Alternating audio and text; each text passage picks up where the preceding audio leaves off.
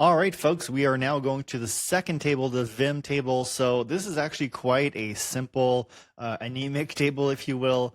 Let's go in here. We are in the table view, and we're going to look at this list.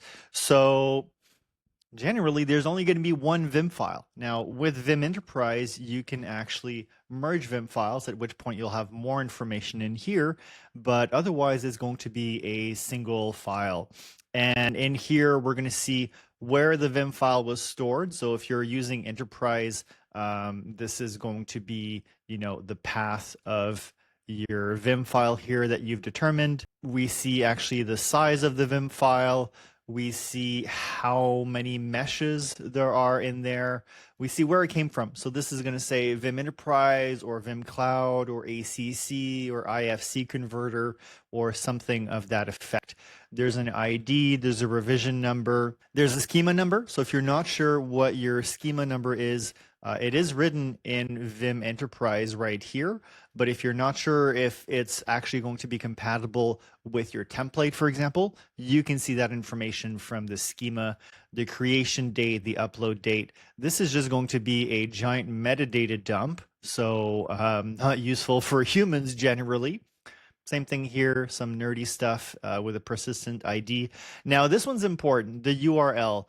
If you are having some sort of problem, we're probably going to ask you, can you download the file from the URL? So if your 3D viewer is not populating, what you want to do is just copy the URL here and put that in your browser and see if you can actually download the file.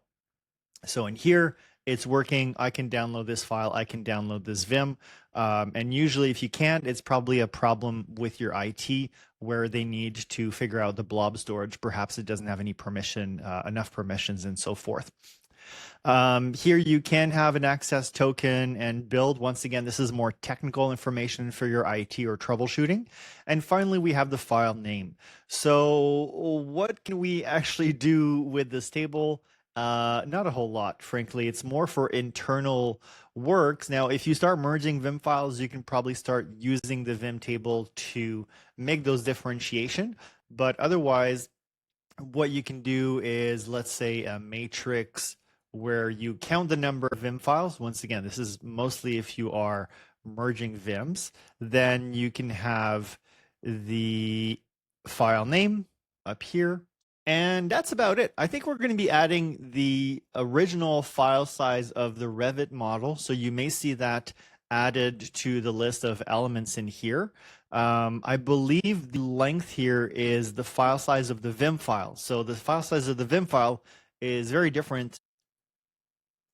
It's in kilobits. I believe that's the file size, and it's very different than the Revit file size, right? Because usually VIM files are much smaller than the Revit file. So it's a very simple table. We're going to move on from here. Have a great day. Cheers.